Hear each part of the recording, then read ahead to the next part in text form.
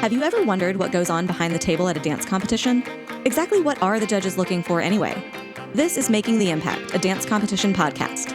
Each week, we'll cover a different topic related to the world of competitive dance from the perspective of the judges behind the table. It's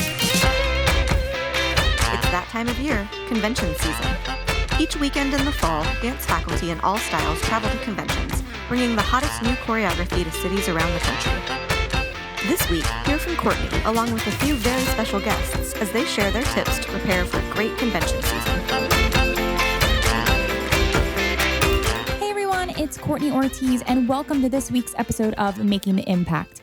I'm your host, and we are here today to talk all about dance convention training. It's currently the fall, which means convention season is in full swing.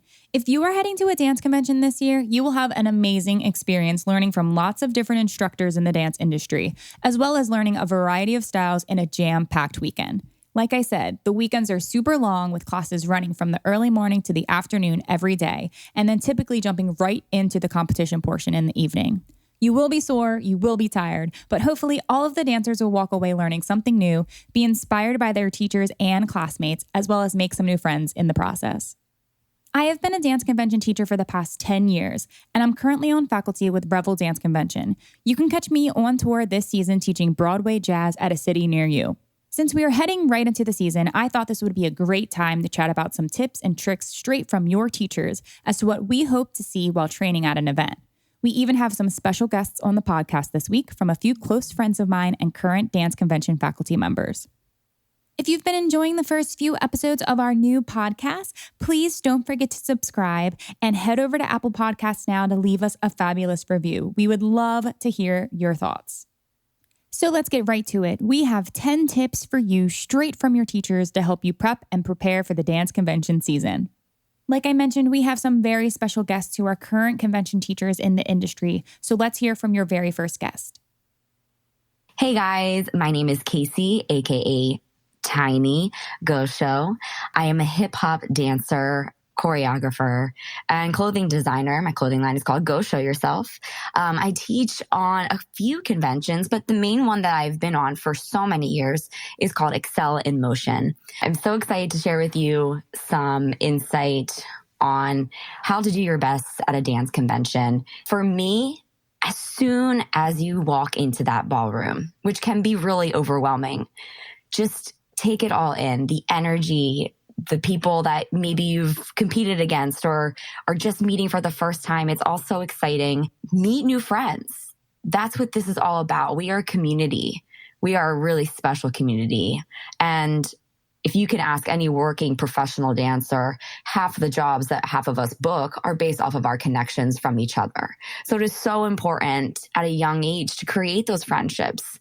And maybe they lead somewhere and maybe they don't, but you shouldn't be being friends with people, right, in the first place for their connections. So it's just great to just go and make new friends, become friends with these studios that you compete against. It's going to make your overall experience moving forward, not only in the convention world, but the competition world, that much more exciting for you.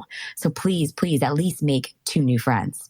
So you heard from our very first special guest, Casie Goshow, who is an amazing hip-hop teacher on Excel in Motion dance conventions. Casie is one of my dearest and closest friends, and we have taught together for the past 8 years across the country.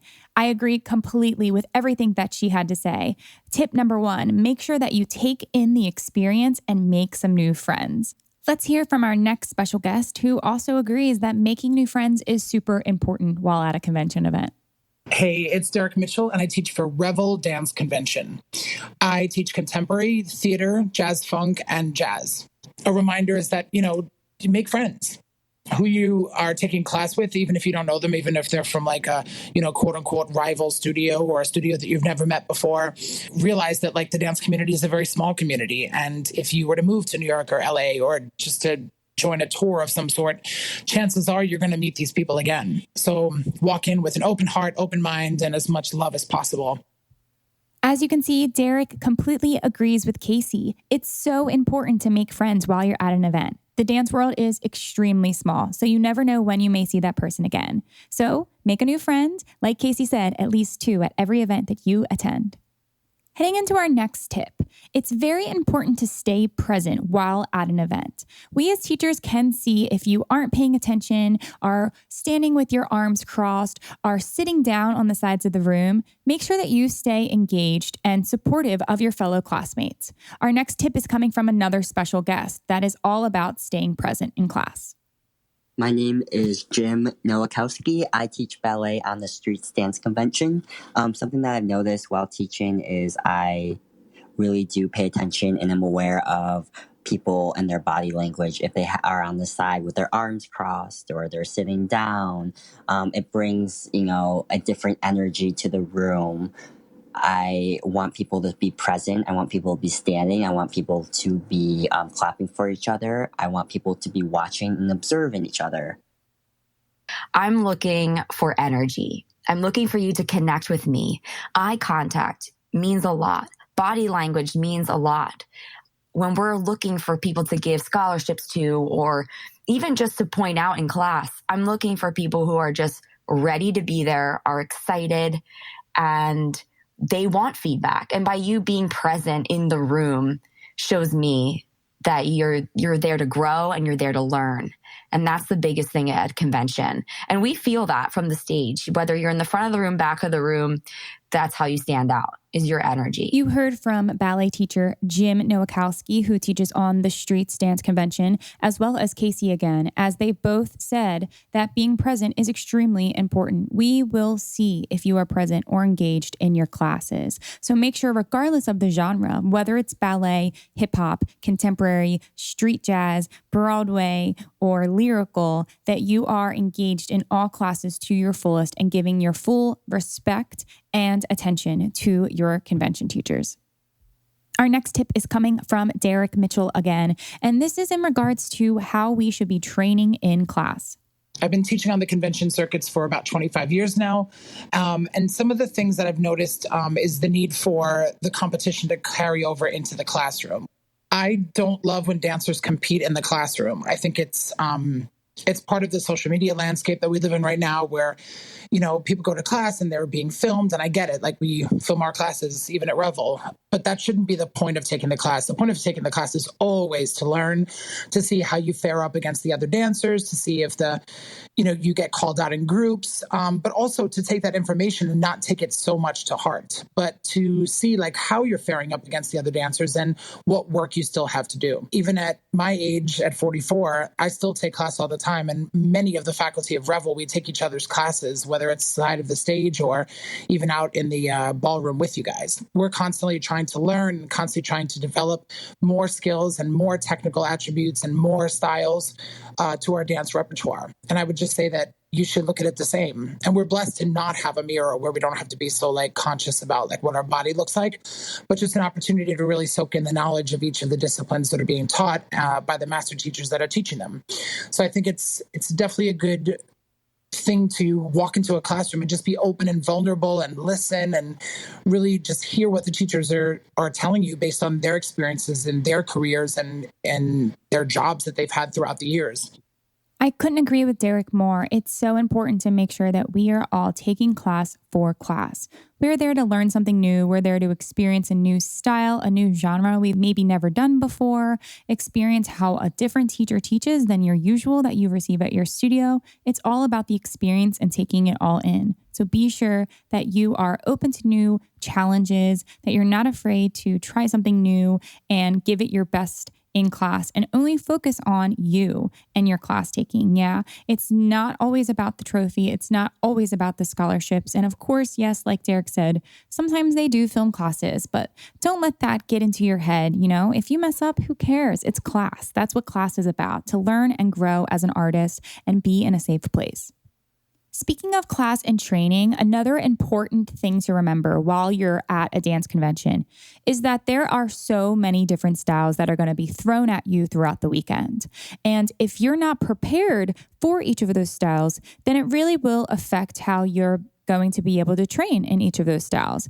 That really comes down to making sure that we come prepared for class. What does that mean? I'm looking to see dancers who understand what style shoe they should be wearing based on the style of class. If you're in hip hop, what kind of shoes should you be wearing? Probably a sneaker, and definitely not being barefoot.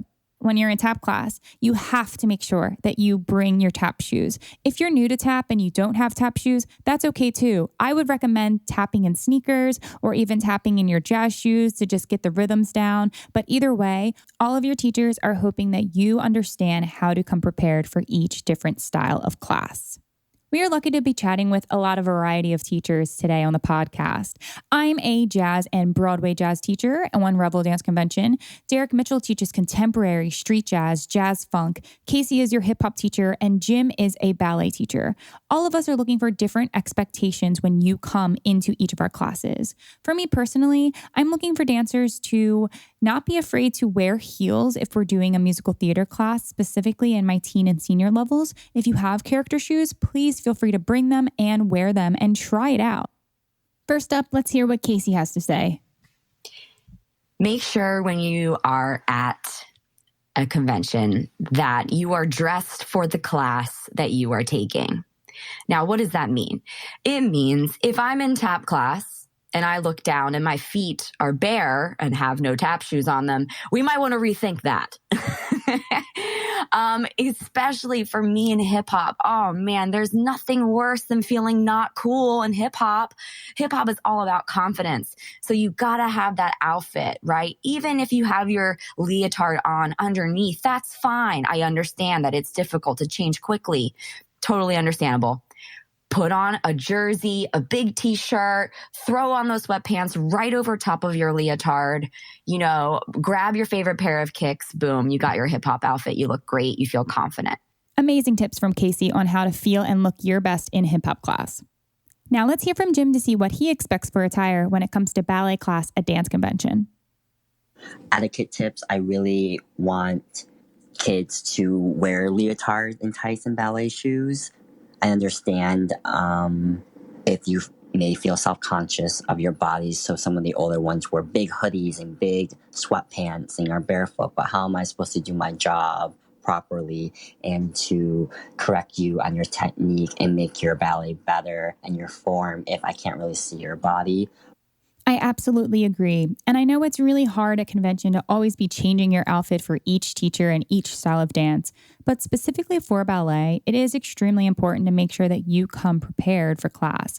Make sure that you have ballet shoes and are not dancing in socks. You don't need to put on full pink tights and a leotard, but please at least take off some of your cover-ups and some of your warm-ups so teachers can see all of your lines properly and provide you with the appropriate corrections. Speaking of ballet class, I can't stress how important it is for you as a dancer to attend the ballet classes at dance conventions. Not all dance conventions offer a ballet class, but if they do, please make sure that you attend. Ballet is the foundation for the majority of the dance styles that you train in. And even if you don't think that you're great at ballet or you think it's too hard or overwhelming, still attend class. It's only going to help you. It's only going to help improve your technique. The teacher at convention may help you find your love for ballet dance that you never discovered before.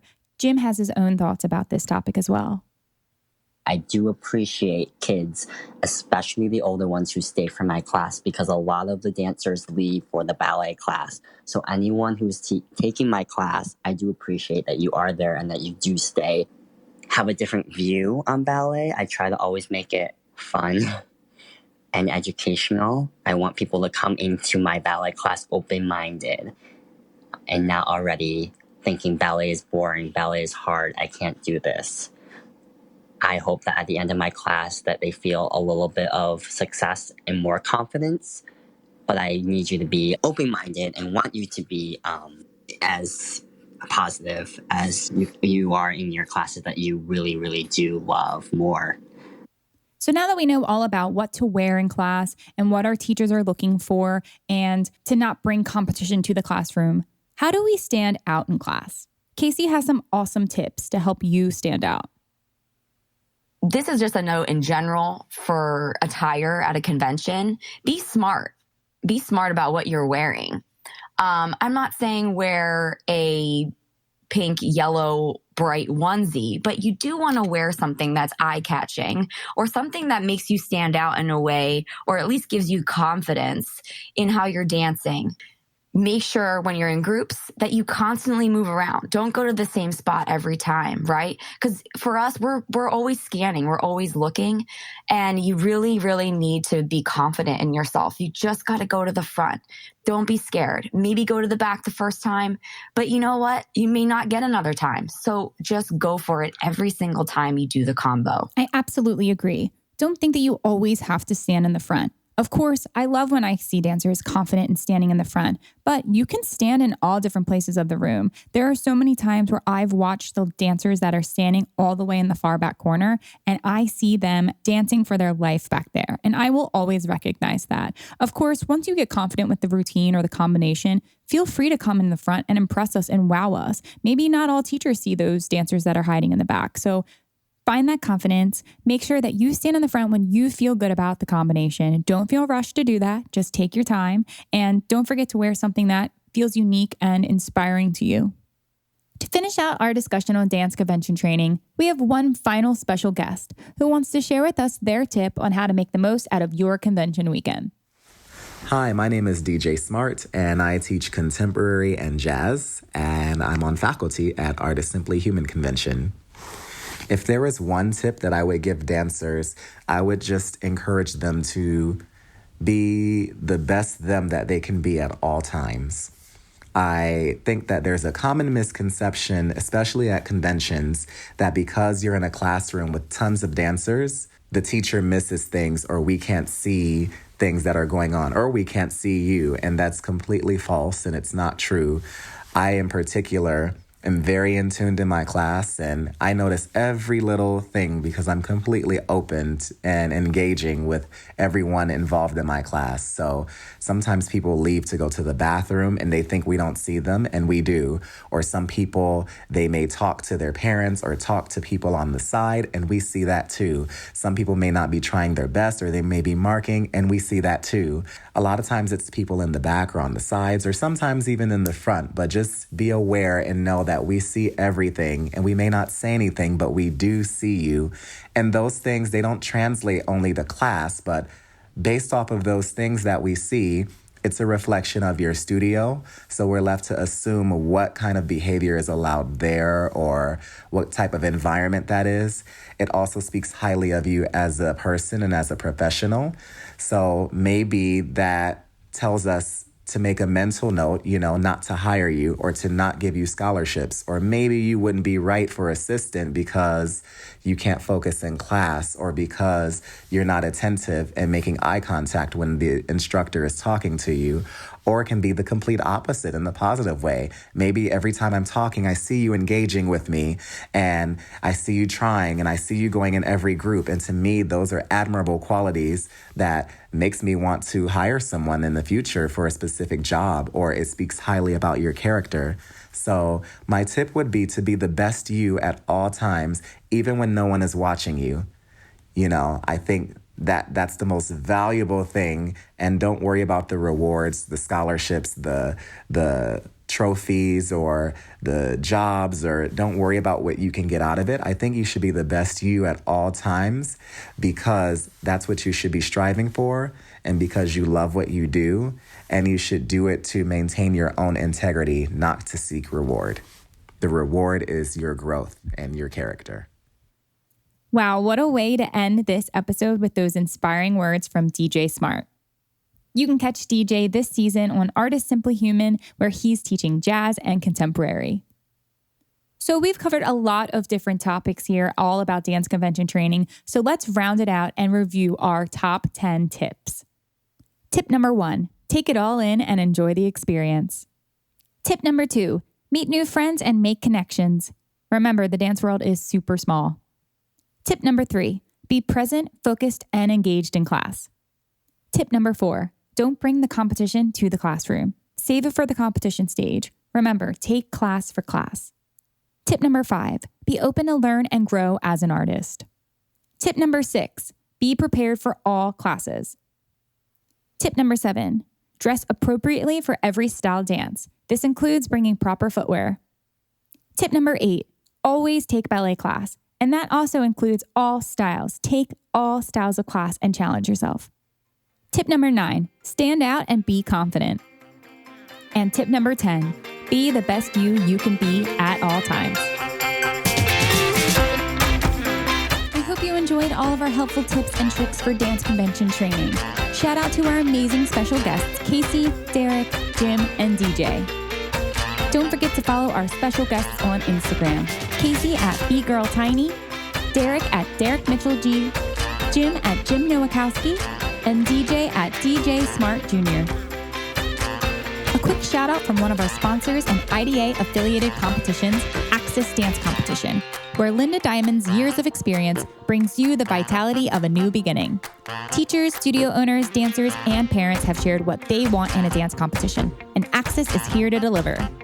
This innovative yet traditional event promises to be a combination of fun, professionalism, and passion. Their goal is that each dancer leaves with a smile on their face and the incentive to be the best they can be. Access is eager to provide every performer with an opportunity to celebrate dance. To learn more about Access Dance Competition, head to their website now at accessdancecompetition.com. Do you have a question you've been dying to ask a judge? Now is your chance to send us your questions. We might answer them on the show and give you a shout out. Submit your questions to us on the website at www.impactdanceadjudicators.com/podcast via audio or text. If you liked what you heard on today's episode and want more, leave us a review on Apple Podcasts. The more positive reviews we get, the more great content we can bring to you all about things dance competition. Head over to Apple Podcasts to rate us and leave us a review now. We have some awesome topics coming up on the podcast, including lyrical versus contemporary, choreography, age range expectations, and boys in dance. Be sure to subscribe so you get our weekly episodes straight to your phone. Thanks for tuning in to this week's episode of Making the Impact. Until next time, keep dancing.